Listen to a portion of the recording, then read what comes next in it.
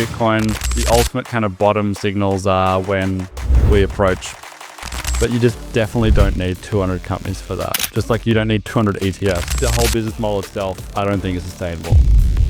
Charles Edwards is the founder of Capriole Investments, a quantitative crypto fund focused on outperforming Bitcoin through autonomous trading strategies. He is widely recognized for creating popular Bitcoin models and regularly shares market insights to a broad audience. In terms of quantum, is forecast to effectively break Bitcoin's elliptic curve cryptography within 2 to 10 years. The Bitcoin ETFs themselves have added disclaimers in the last 12 months for quantum computing as a threat. Bitcoin is the biggest honeypot and the bank's not at risk at all. Just to note is that all these problems are solvable for Bitcoin, but we need to move a lot faster than we are. And the risk therefore is, if we don't do that, is that basically a quantum machine can... Hey guys, welcome back to Less Noise, More Signal. Today we have Charles on the show, Charles Edwards. Thank you very much for coming on, Charles. It's great to be here, Pascal. Yes, it's amazing. So you were one of the people that, some of the listeners were reaching out to me and yelling at me, like, you have to get Charles on the show. He's so interesting. And obviously I've been following you myself for quite some time on X, following some of your interesting posts, and then also looking at your charts, the chart library that you have over at called caprioles.com or what's it? capriole.com/charts. Capriole. Yeah. Exactly. And so, yes, very nice. It's long overdue and it's great that you made it. So, maybe if you could quickly introduce yourself, because maybe not all the listeners might be familiar with you, that would be great. Yeah, sure. I run a quant macro hedge fund. Been doing this in crypto for over 6 years full time. Some people know me for my on-chain models that we've built over the years, like hash ribbons, etc. But yeah, so spend most of my time obviously building models, navigating the market. We also trade equities, commodities now. We have an analytics platform as well, which you mentioned, Capriole Charts. Newsletter, we do different research as well, which we publish. But yeah, just pretty active in the investing space and essentially just spending all my time trying to understand what the market is most likely going to be doing next. Yeah, I guess that's what people want to know now as well nowadays, with Bitcoin just hovering. I don't know. I haven't even checked today because I've been busy with other stuff. I mean, I mentioned it on my last podcast already. I became a father. And so attention is rightly driven somewhere else at the moment. But obviously, yeah, every now and then I get a sneak peek and I want to see what's going on. But maybe you can fill me in, and also our listeners. What's your general view on the Bitcoin market right now? Yeah, sure. And congrats on the fatherhood, of course. Exciting times. Yeah. So Bitcoin's at 92K right now. It just dipped to like low 91s. Yeah, interesting spot. As we wrote about in our newsletter the other week, anything sub 104K is kind of like a major technical breakdown from my perspective on a sort of daily, weekly time frame. So that was a pretty big sign of weakness. It looked like at the start of the week we might hold that, but then the next day that was completely gone. So that's the first point I kind of look at as a quick guide for the market, is just the price action is always processing lots of information, and that's a very good guide. But then diving into the fundamentals where it probably gets a bit more interesting for me, there's a number of data points obviously we monitor, but institutional buying has been the primary driver of price action for Bitcoin the last 18, 24 months. I can share screen on that briefly, but effectively, they've driven a lot of the price action since 2023. So here on this chart, we've got the blue line is the sum of all institutional buying via ETFs and treasury companies on a daily basis as a percentage of market cap. You can cut that several different ways, and it's compared here against the red line, which is the mined supply for Bitcoin each day. So every time blue is above red, which gives you this green oscillator here, we have more buying than there is daily supply made available from the Bitcoin network organically. That flipped to selling at 110K, which is why it's in the red at the moment. So that was a pretty big risk off sign for me. All the all the major price moves throughout the last 2 years have been when we've had a positive correlation here. So that's the first kind of major concerning factor. At the same time, we've got a rising number of companies with falling MNAV effectively. So MNAV is, for the Bitcoin Treasury Companies, 190 of them, the ratio, the value of their company to their Bitcoin holdings. And it's at an all-time low at the moment. And the percentage of companies with an MNAV less than 1 is also now at about 31%. That picture gets even more concerning if you add Ethereum into the mix, where we've just added these metrics for Ethereum the other day, but we're at 65% of Ethereum treasury companies with an MNAV less than 1. So what that means, if they're trading a discount, is that there's obviously less market demand for those products, so less market demand for those public equity-based crypto products. So that's the first bad sign. Second is that these companies' whole business model is about raising capital to buy more of the underlying asset. And so if they're unable to do that, which they are when it's less than 1, because it's dilutive to shareholders, they have to either think about selling some of their asset, which some of these companies have started to do a little bit of, or using debt and leveraging up and adding risk to the whole system. So as a first protocol, a falling MNAV is just a sign of weakened demand. So that's the first major issue we have. So yeah, combined the fact that the institutions have driven this cycle last 12, 24 months with the fact that that's now flipped and now these companies are looking less healthy.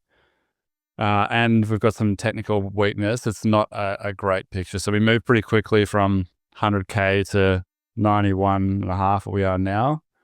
The positives for me are that we have extreme fear in equities markets.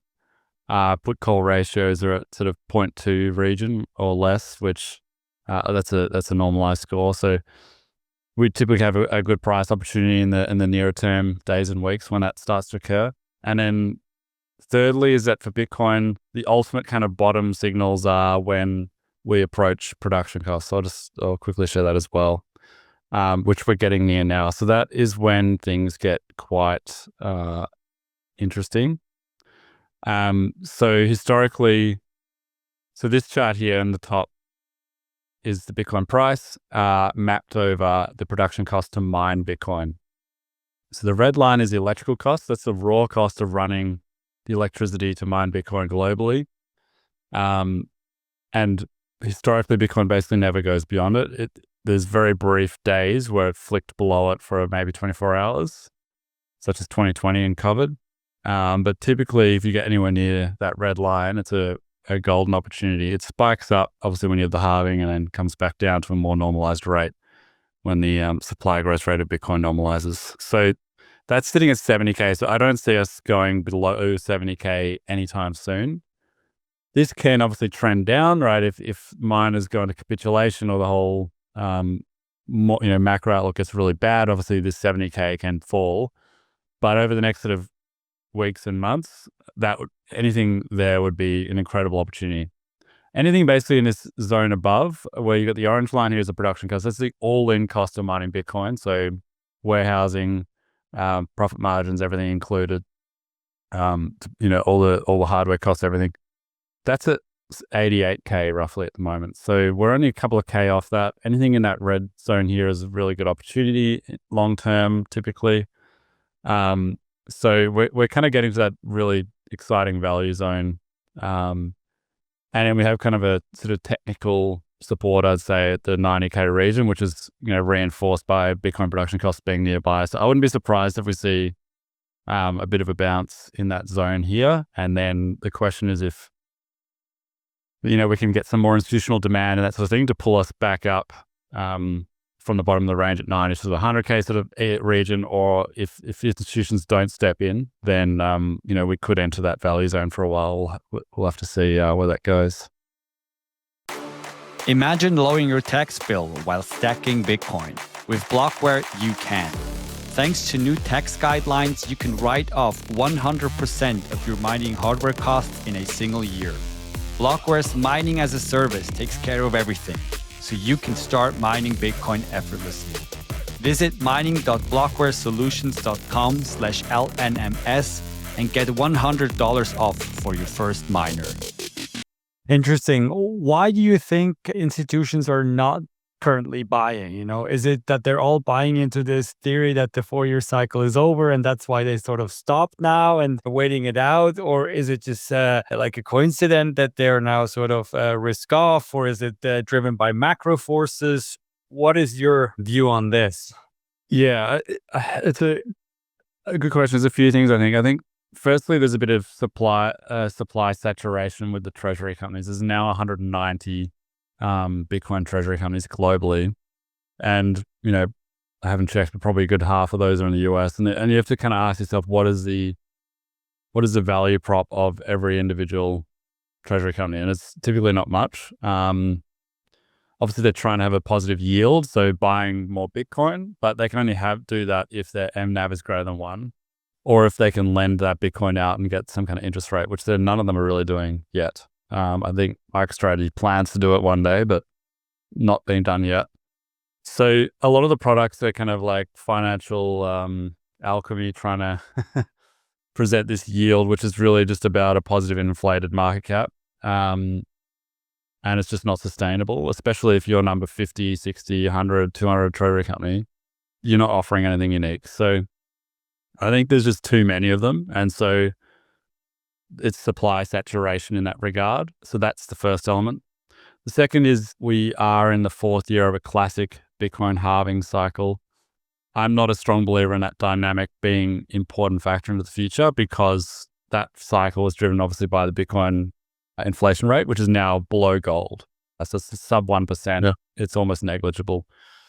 That said, there is a huge psychological factor, which I've written about in the last few updates, that if enough people believe in this cycle or act such as it could be a thing, that will make it self-reinforcing, because this is a very reflexive asset class. So, and then you can see that in some of the data, like the long-term holders, which is anyone who's held Bitcoin over 5 months, or I like to also cut it by over 12 and 24 months. Anyone's just held Bitcoin for over 2 years or more and not moved it, they typically are what you call the smarter money in the space, and they tend to sell when price is higher and accumulate when price is lower.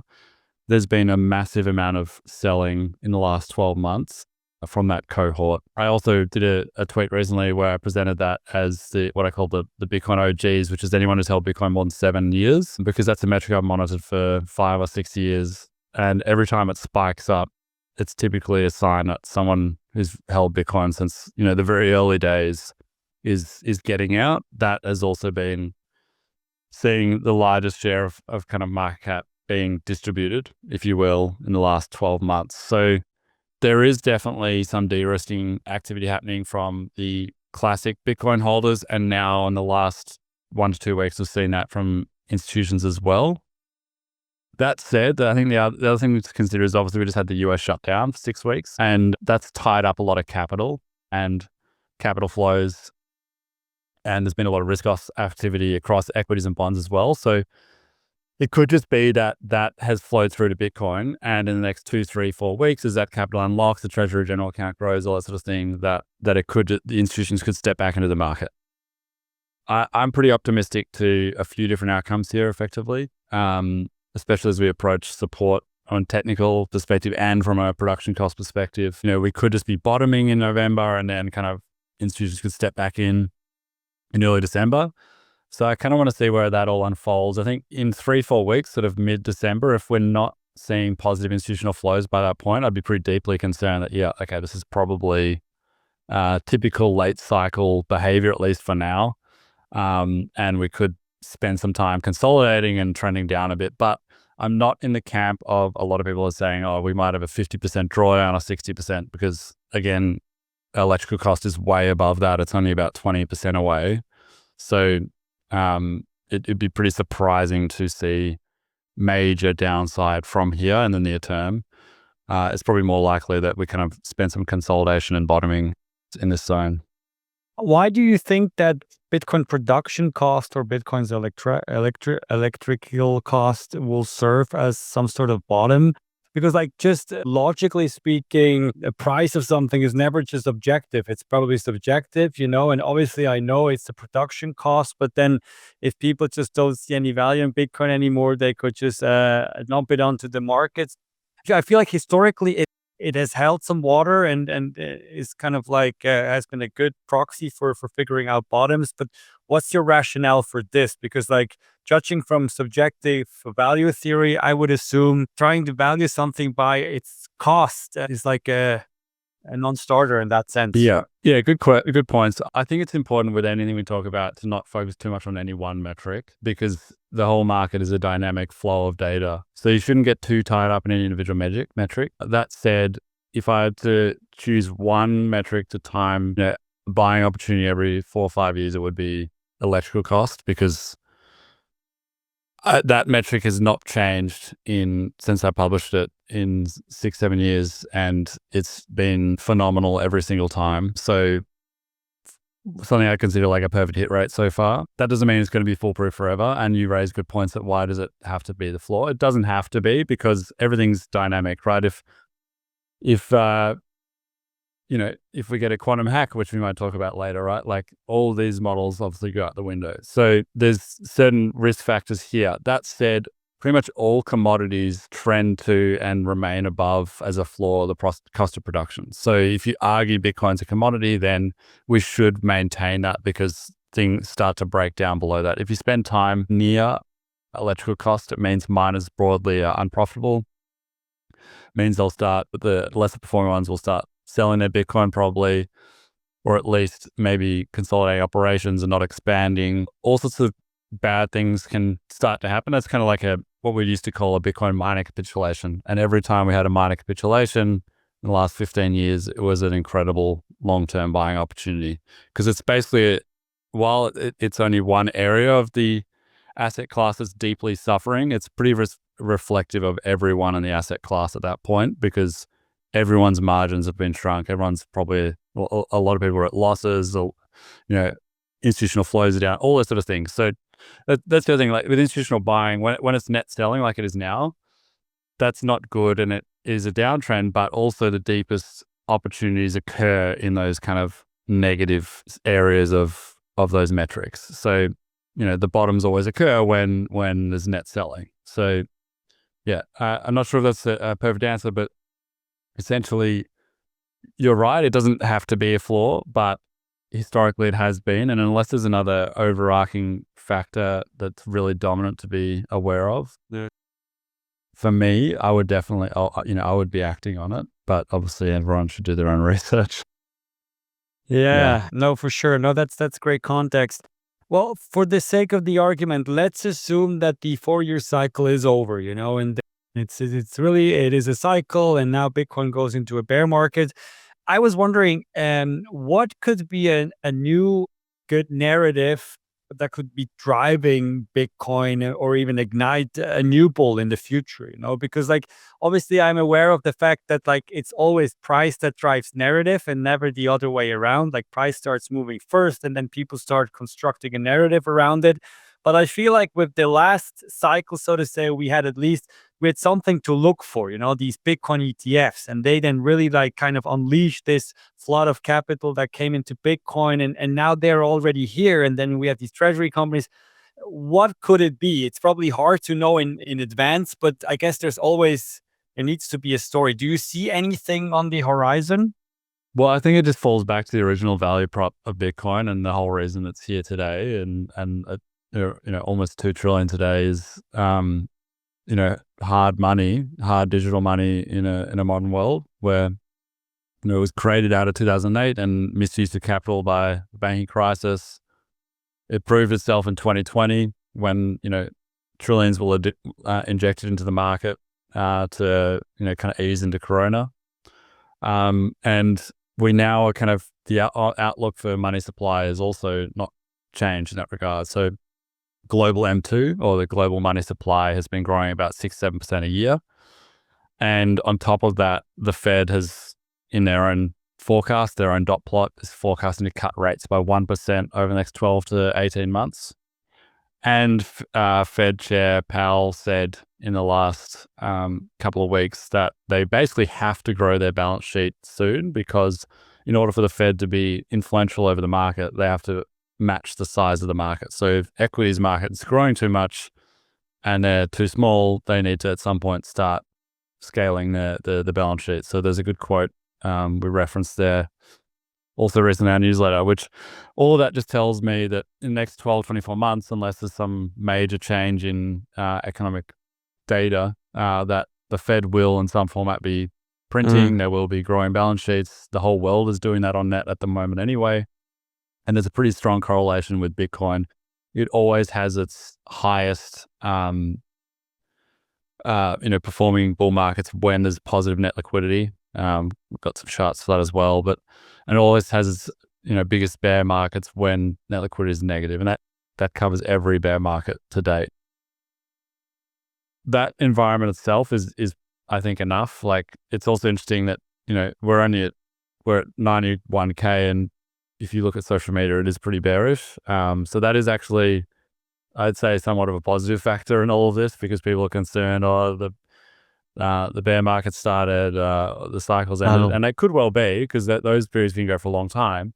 But when you've got all of this in the background, and given we just had the US shutdown again, which could see a big capital injection next month, this picture could change drastically in a couple weeks' time. Like, if we're above 100K or 105K in 2, 3, 4 weeks, I think we're just going to rocket ship, because there are a number of other metrics, like energy value, which I would say is like a fair value metric for Bitcoin at 180K. You've got NVT, which is like the Bitcoin ratio, P ratio, the ratio of the transaction volumes through Bitcoin to the network value, is also in a really deep value opportunity buy zone right now. So a lot of metrics suggest, MVRV, many others, that if we do get these flows back, we could go quite quickly and aggressively higher. So I like to be fluid with the timing of that, because it really will depend on the demand and that sort of thing from institutions stepping back in.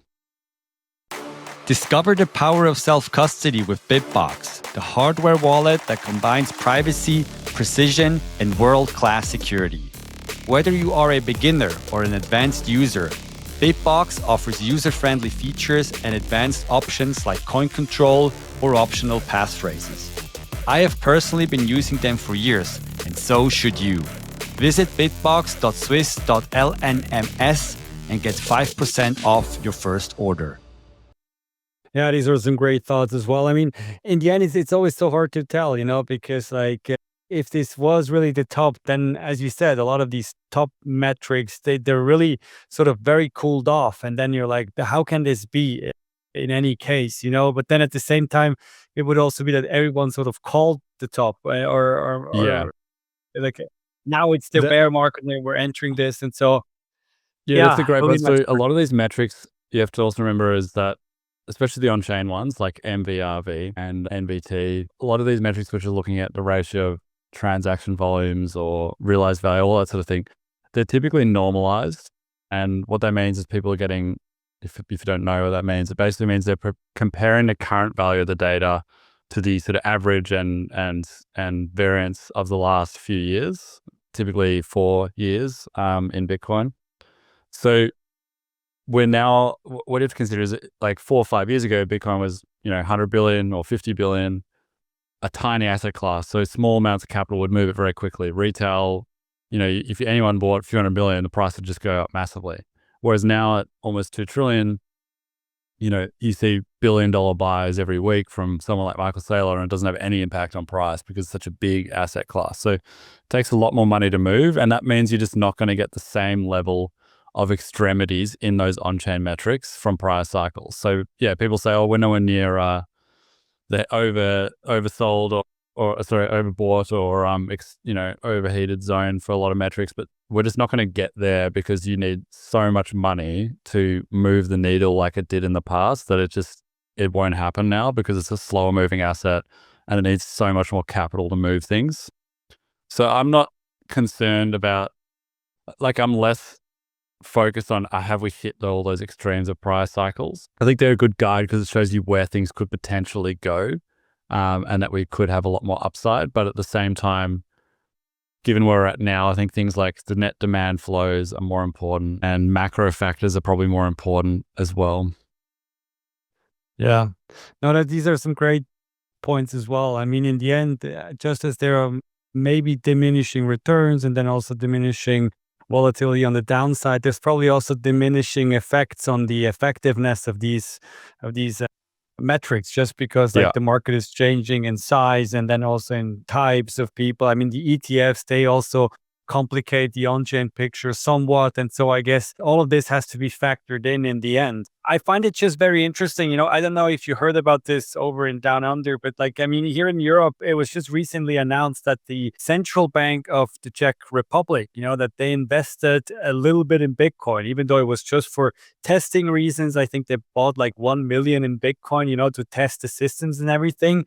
And so this news, obviously, Czech Republic, it's not a major central bank, but it is somewhat interesting. And it had no effect at all, and this is also then sometimes for me a little telling. If like a lot of positive news, we maybe have some other positive news, it's not really affecting the market, but then maybe looking further into the future, this could also be another narrative that could heat up maybe in 2, 3, 4, 5 years time, when central banks are then maybe at some point loading up on Bitcoin. So I guess there will always be a future narrative that people can spin up and definitely, yeah. So I wouldn't worry about that. But that's a great point you raise. There's a classic kind of saying in investing and trading that when good news no longer moves the market, or the market reacts the opposite to how it should on good news, it's a very big risk-off sign. And the same goes for bad news. Like if you're in a downtrend or a bear market and there's some really big bad news and the market just doesn't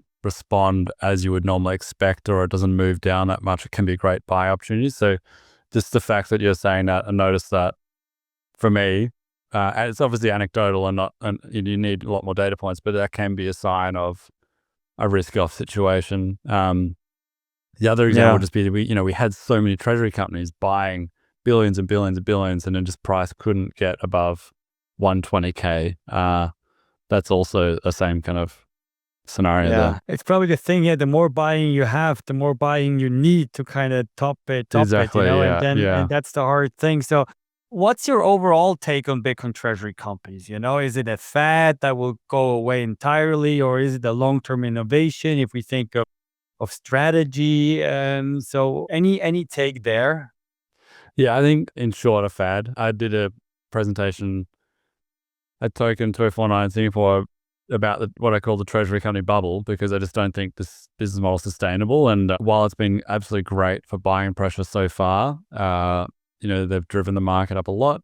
It will have the same effect to the downside on an unwind. I'm not convinced that bubble is fully over yet, because bubbles can go on a lot longer than people think, and because the net debt ratios of these companies are not that unhealthy yet. But the whole business model itself, I don't think is sustainable. You can look at the investment trusts in the 90s, right? They were a very similar model, basically the same thing. They raised capital from people, put it into companies, and they used those companies to buy stocks. And people were saying the same thing back then, that it was scarce and that it justified the multiple valuations of these companies to the underlying assets. That bubble grew over like 8 or 9 years, and it topped at about 600 investment trusts globally. So, we're only at 200 Bitcoin trust treasury companies, but obviously the world moves a lot faster today. So I'm open-minded to it, being done now, or it could have another wave into the future. But either way, you just have to think about it intrinsically. What are they offering? And the yield they're offering is just about getting more money from people to buy more Bitcoin. So why can't those people just buy Bitcoin?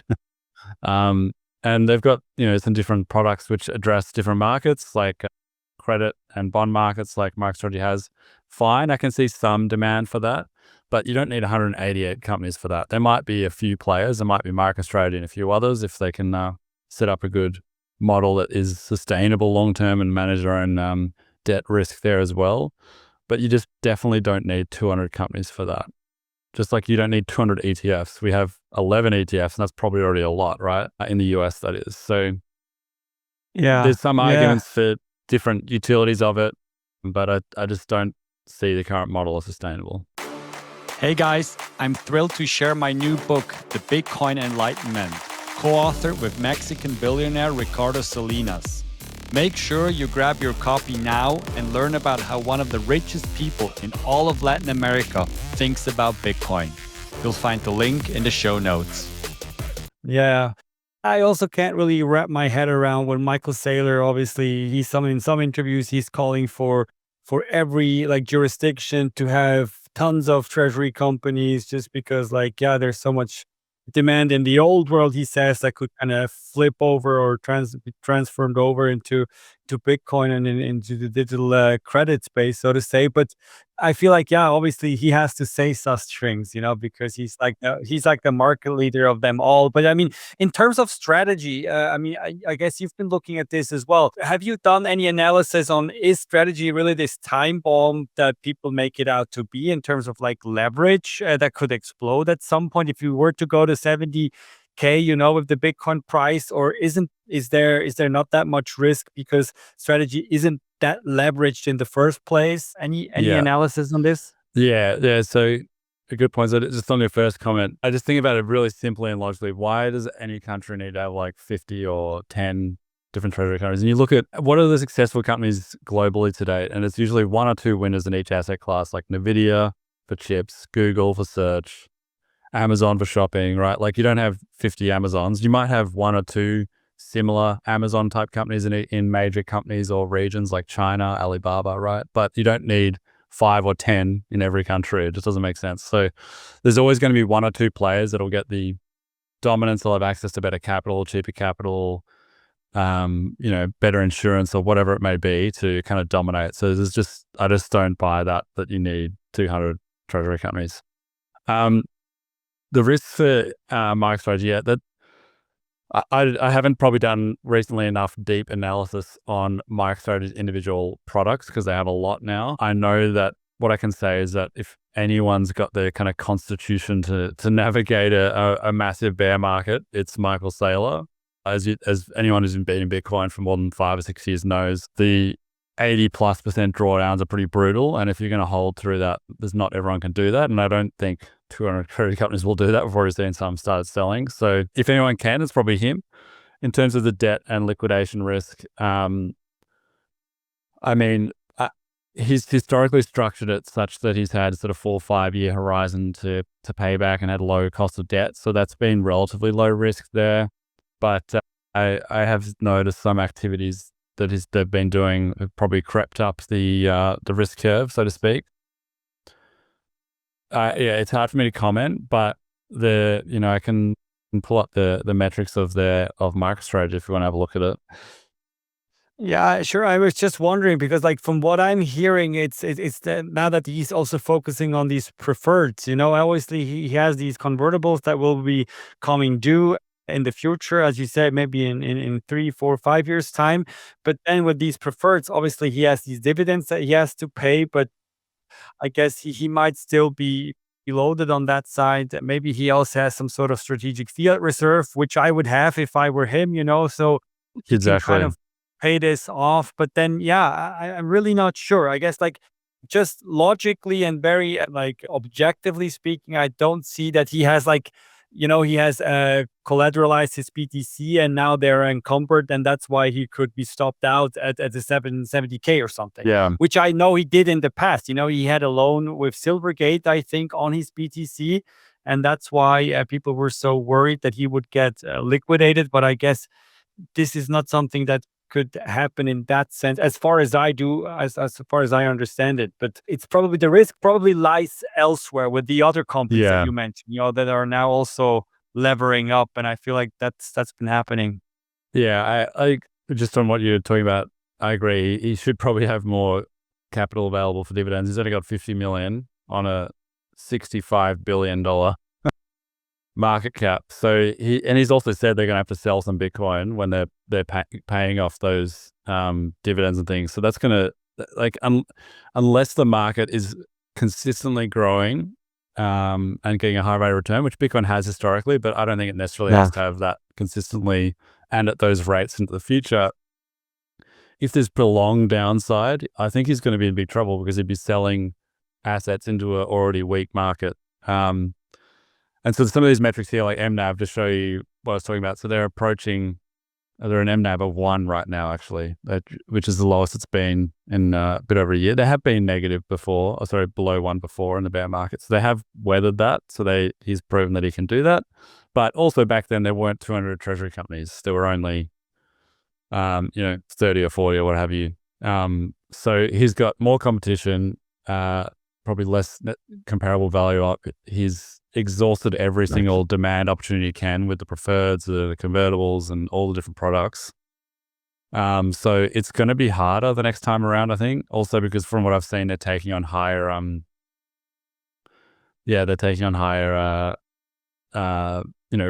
risk, if you will, on duration and horizon, and really bullish assumptions for the market. So it's not a product I'd want to be invested in, that's for sure. But it's hard for me to say where it will go, because if Bitcoin, if institutions step back in and Bitcoin's at 150, 180K in 2 months, which is definitely possible, then, treasury companies will probably rally massively again and the bubble will grow even bigger, and we'll just see where it all goes from there. If you zoom out 5-10 years, this is not something I would be comfortable in being in. Yeah, sure. No, it's the same for me. In some ways, I'm amazed at what he's done, and how he came up with this idea, and how quickly it has grown. And then it feels like it's so interesting, but it all is based on this one assumption. As you said, Bitcoin needs to continuously go up, and the CAGR needs to be big enough for him to kind of have this balance sheet asset appreciation that he can just justify paying the liabilities that he keeps on stacking up to buy more Bitcoin. So this balance, it is a very fine line, and I guess it can easily go And that's well against him. said, because if you simplify all of their complex products, the entire value prop is Bitcoin return per annum has to be higher than the cost of debt. And that's as simple as it is. And as long as that remains, if they structure things with enough duration risk managed, they can add leverage and get a better result. But if there's extended periods where it's less, or it's just highly volatile, then they're in trouble, Yeah, exactly. Well, I mean, this is something we will only see in the future, but I want to come back, I want to come to this last topic, so to say, and it's quantum. I've seen you be quite vocal about the topic of quantum and why it is a risk for Bitcoin. But so maybe first off, why are you so sure that the quantum risk is so imminent for Bitcoin? Because I had a conversation with Jameson Lopp a couple of months back, where he also elaborated on some of the risks, but he was sort of saying back then, it's maybe 7 to 10 years out. And now I've seen you sort of ringing the alarm bell that it could actually be way earlier, as 2026, I guess, is something that you're rooting for. So, Well, that's interesting, because I have a quote from him where he says there's a 50% chance of it in like 4 to 7 years or something like that. So, he's spoken about it a bit before, and 50% means that we're at a major risk point, right? Like if you're 51% and someone can use a quantum machine to break Bitcoin's encryption, then that's all, it's too late, and so a 30% risk might be 2-3 years away.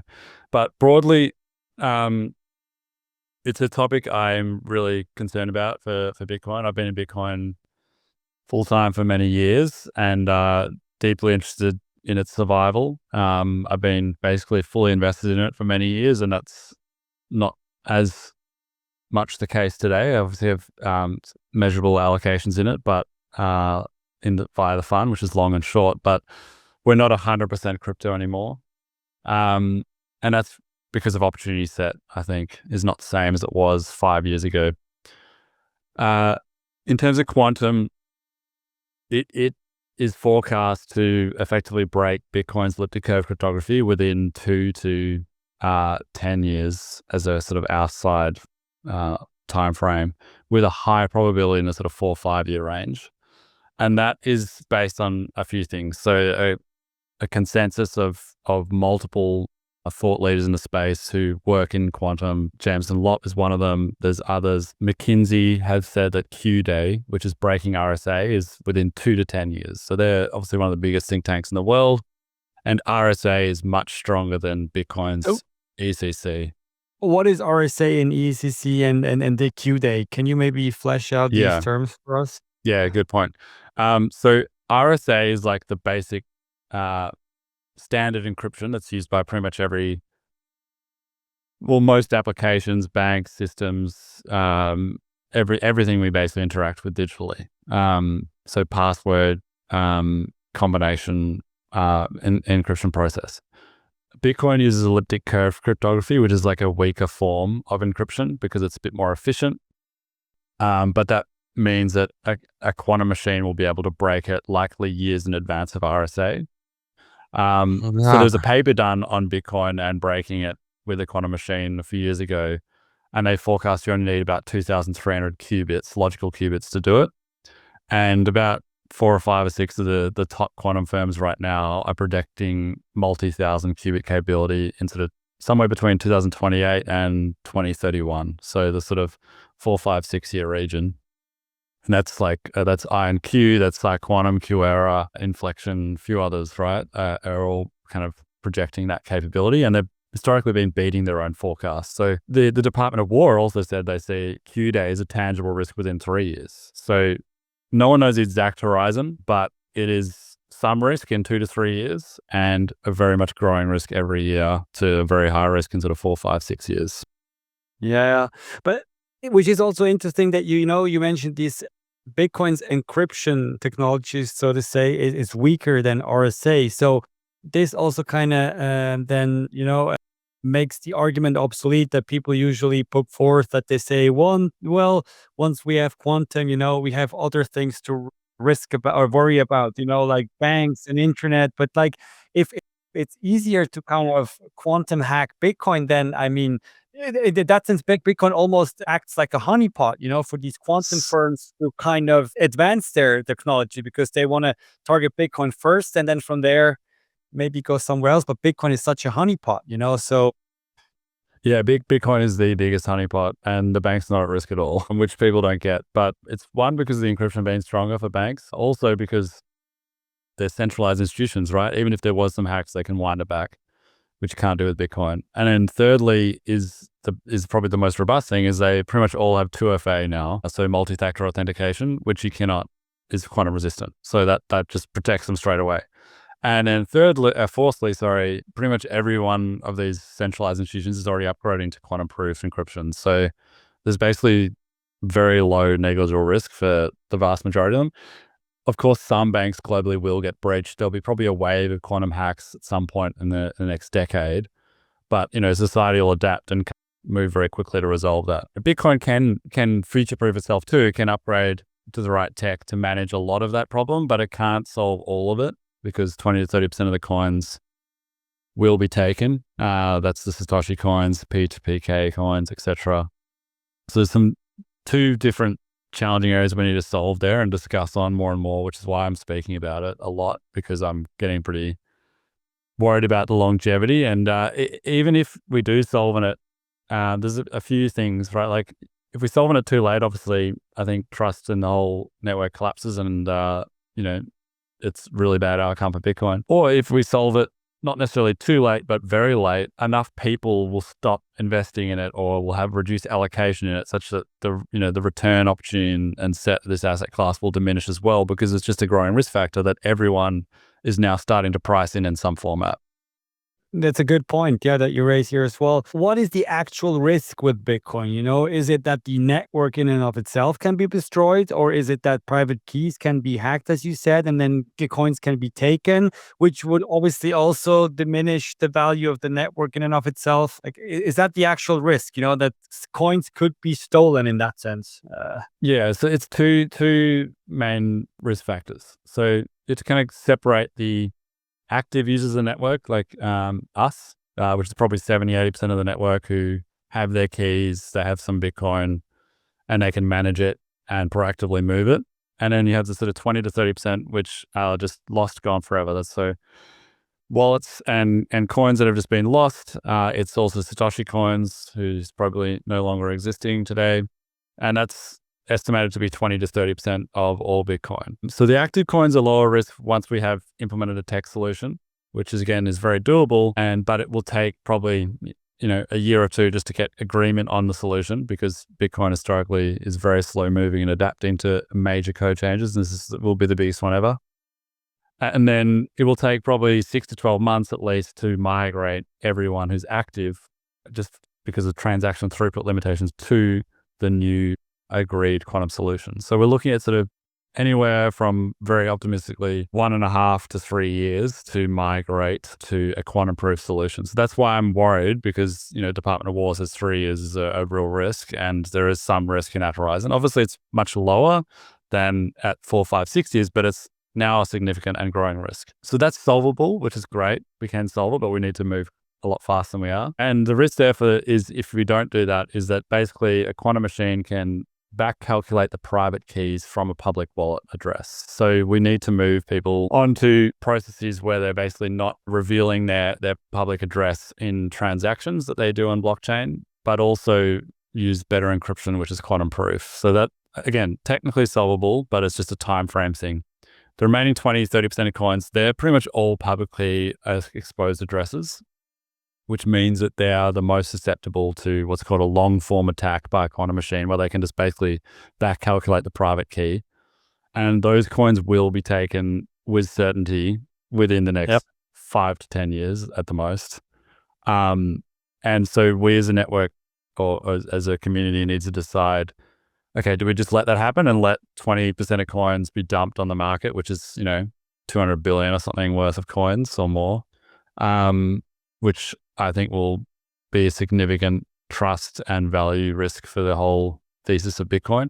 Or do we say, okay, when we do this network migration upgrade, these coins and addresses, they've got a time limit of, say, 24 months to migrate to the new network. And if you don't migrate by this deadline of whatever it may be, 2028, 2027, then we will consider those coins effectively burnt and not part of the supply in Bitcoin. So that is a really hard discussion, because, there's very polar views on that.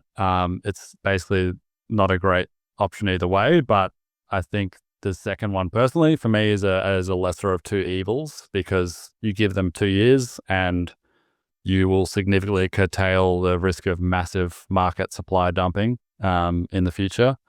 But at the same time, you've got, the philosophical debate of, you shouldn't be able to influence other people's supply and wallets and all that sort of stuff. So I'm not sure we'll get consensus on that. That's a really difficult one to solve, but this is the discussions that I think we really need to be having now in a more robust and kind of centralized format, really, to get movement on this. Yeah. I mean, if we were to go down this route, this would effectively mean that we would also decrease the supply of Bitcoin then, like in a sense, because then we would know with certainty after 24 months, these coins would be burned. So they wouldn't exist anymore. They're not just dormant. And that would bring some major implications philosophically, as you said, as well.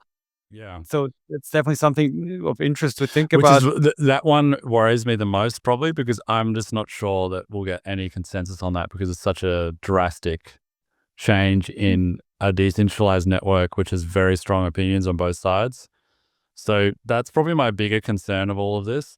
Technically, it doesn't matter. We could just let them get taken, right? What will happen is we have a huge bear market, and if everything else and the active network's upgraded, we'll get through that, and then, in 10 years' time, no one will care, right? It'll just be like another huge bear market. So it's not necessarily something we have to solve on for the 20, 30%, but it's a kind of a big supply cliff that we're looking at.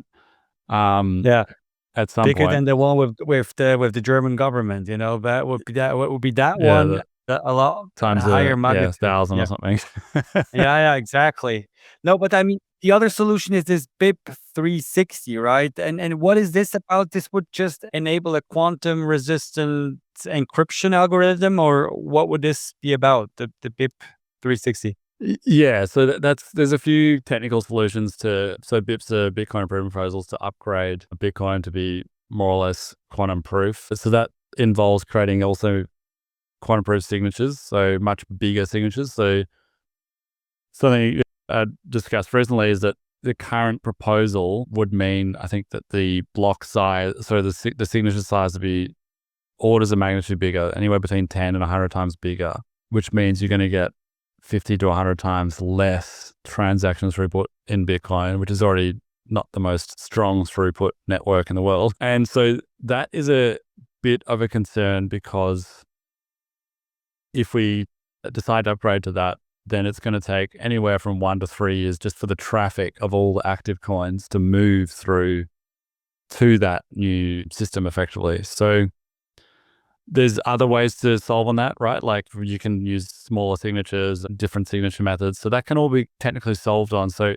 I don't want to really point fingers or point holes at different technical solutions. It's not my place. And I know this is all very solvable from a technical point of view. We just really need to get the feedback on these things happening. We need, better proposals made if there are better ones out there. We need thorough testing, and we need a better forum to kind of meet and progress discussions on this to get agreement, because that's the biggest gap for me right now. Is it's basically just a whirlwind of voices on social media with very different views and not a lot of tangible progress towards a solution. But as I understand it, at some point we would need to have this quantum resistant algorithm, right? Otherwise, it would always be a cat and mouse game, sort of, or race, where at some point, if there's no quantum resistant algorithm, everything could be potentially cracked by a quantum computer. And because, like, practically speaking, if we don't have this already today, I guess people can already sort of protect their coins, right? At least move them from older signature schemes to newer ones, and this could maybe buy them some time, Yeah, so to say.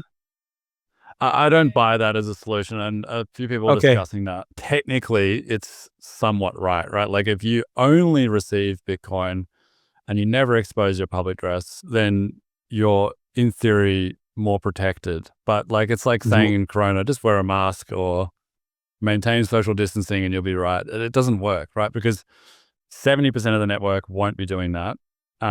And then who's sending you your Bitcoin that you're receiving? No one can send Bitcoin because they're exposing their public address. So Yeah. all the transactions throughput just dies completely. And you're expecting perfect SecOps and operations of every user, which is like just beyond practical and feasible, really. Like you'd have to be minutely managing every detail, every transaction to a level that is just, it's just unfeasible. It's a non-starter in my opinion. And even if you are perfect, right? And even if 40 or 50% of the network are perfect, which I doubt would ever happen, the other 60% won't be. And that's going to be enough of a collapse to just invalidate that whole solution. So I think that whole discussion should just be cut off at the bottom and focus all attention on just, we need to upgrade the tech and do it now because we need a feasible solution that works for your everyday user of Bitcoin. Yeah, I see. Interesting. But maybe to finish up this discussion, can you summarize for us again, like if in your perfect world, if you could wave a magic wand, and then like this wish, how would you go about, putting in the solutions? What would be the best way forward to find this consensus that we need in order to make Bitcoin quantum resistant? Yeah, I think it would be firstly a lot more review and active discussion on Bit360 and solving on things like signature size, which may mean a better signature model or it may mean slightly bigger block sizes. And then we'd be rolling that out in 2026. So for me, I often am saying we need a solution in 2026. And that basically means we need to have broad consensus on a technical solution agreed next year. And that should give us enough time to roll it out and be at the forefront and lead of the sort of leading edge risk from quantum. So that's the first thing. And then in parallel or immediately afterwards, we need to then discuss what about the 20 to 30% of exposed lost coins and either say, okay, we accept we're just going to do nothing. The quantum machine is going to get 200 billion or whatever it may be at the time and probably sell it all. And we're going to have a big bear market and we'll just go through that. And when we're on the other side, everything will be fine again. Or we roll that into this BIP360 upgrade or a subsequent one to say, okay, there's a time clock limit on when you can migrate to this new solution. So that's, for me, the optimal outcome is at least agreeing a majority of key stakeholders, whether it be miners and other key figures in the space, having consensus on this is the solution, we're going to do it next year, and it's up to you if you want to migrate or not. That would be a great outcome, and it would mean we'd be ahead of the sort of 2-3 year risk horizon. Interesting. Good sort of roadmap. I mean, that was very enlightening. Thanks a lot for sharing this with me, because like one penny that also just dropped from me is like, I hear this argument quite often, that people are comparing Bitcoin to gold. Now that gold has risen ever more often, they're like, wow, Bitcoin is so superior in terms of being this, it's absolutely scarce, it's digital. Why is Bitcoin not at a 17 trillion market cap? I think that's where gold is at. But now, given this whole backdrop, like gold is quantum proof, because by the law of nature, and I feel like Bitcoin is not. And all this sort of caveat, this Damocles sword that we have hanging above Yeah. us, is really maybe one of the major reasons. Because like if quantum is really here, yeah, it could vastly disrupt I Bitcoin in think that. so. And the people who are buying gold is obviously largely central banks, but generally gold investors tend to hold for many years, right? And you can't do that, have that same outlook right now, at least to the same extent with Bitcoin, until we've solved on this threat. The Bitcoin ETFs themselves have added disclaimers in the last 12 months for quantum computing as a threat. So I think Well, while probably 95% of people don't even think about it, there are some now pricing it in, and they're not going to allocate to the same extent for that reason and that risk. So, and that whatever that number is, no one knows the exact number of what that risk that's been priced in yeah. is. It's only going to grow every day, month, year until there's consensus on a solution. So that's another reason it's important we move quickly to get this solution, because it will help the long-term outlook regardless for Bitcoin. So I guess gold is really like your store of value quantum hedge in that sense, but then what are other good quantum hedges, in that sense? Because you are an investor, and I think I like talking about this as well. Any ideas on this? Yeah. I mean, well, for me, the best one is, and again, this is a personal thing, but having an allocation into the quantum space. So public equities, private equities, what have you. So I've been kind of monitoring this whole asset class and this risk to Bitcoin for many years. We invested as a fund in the quantum sector pretty heavily last year, and it's been the best performing part of our portfolio, and pretty much every asset class last year and this year. So that's how I'm doing it. I think, not only is it a hedge, but it's also, for me, probably the best return opportunity I can see right now in the long term, because the whole quantum computing asset class is about, this publicly traded equity is about 50, 60 billion globally. So similar to Bitcoin was in 2016, 17. And, McKinsey, BCG is expecting multi-trillion economic value. Discount that back. That's over the next 5-10 years. You get a sort of 40-45% annualized return. So I'm pretty excited by the asset class. And for me, it's kind of just about having a diversified exposure to the leaders in the quantum space, because it's very dynamic. They work in different technologies. So you can't just choose 1 or 2 or 3 companies, because you don't know who the winner will be necessarily in 4, 5, 6 years. Yeah, I see. But maybe one last follow-up question, because this just got me curious, because I'm a total layman when it comes to quantum, and usually as probably a lot of people who are just approaching this as laymen, they're like, yeah, quantum is all about cracking, and stealing other people's money. But like, from what I'm hearing, there's going to be a lot of like legitimate use cases Yeah. from quantum. Like, can you quickly talk about this? Like, what are Yeah, like, no, great point, because we've focused too much probably on the negatives. It's really going to unlock a wave of innovation across literally every industry. Quantum effectively solves problems that are unsolvable by humans today, because it would take a standard or a supercomputer, hundreds of thousands of years. You see headlines from Google where they've solved problems that would take the time of the entire universe in minutes, right? So it helps to, it's really good at optimizations and narrowing in on simulations very quickly. So drug discovery is one. AstraZeneca is using it now, and they've seen improved performance in different trials, even in finance. So HSBC used it for bond market optimizations as well. So medicine, material science, material discovery, communications, so instantaneous and secure communications, which are unhackable. basically every asset class you can think of, even the defense force heavily in, detecting landmines and all sorts of things. So it's really good at unlocking a whole bunch of innovations and things we can't even comprehend now. It's kind of like, asking what would have happened with the internet and imagining social media and mobile phones and everything 20, 30, 40 years ago. You couldn't really do it. So yeah, for me, it's probably the most exciting frontier we have apart from AI in the next 1 or 2 decades. And I think we'll see a bit of a ChatGPT-like moment at some point within the next few years. So, and that's pretty much when we get to a few thousand qubit range, which is also happens to be where it's a risk to Bitcoin. But that's where you kind of get these really interesting discovery unlocks start to occur based on research that's presenting today. Interesting. Well, I think we've gone over an hour, so that was very enlightening. As I said, thanks a lot for sharing all these insights with us. I definitely have to do some more deep dive myself now after this, because you raised a lot of interesting points that I sort of hadn't thought about. So thanks a lot for doing this, Charles. Any last words, and maybe also where can people find you? And we definitely will link to your charts and your website. So yeah, thanks. No, thanks, Pascal. I really enjoyed it too. I think it's important, not to be, it's easy to focus on the negatives and be pessimistic. I think one thing to note is that all these problems are solvable for Bitcoin. I'm just trying to get people proactive and talking about it now because we need to move, I think, faster than we are for all the reasons we discussed. But it's all solvable.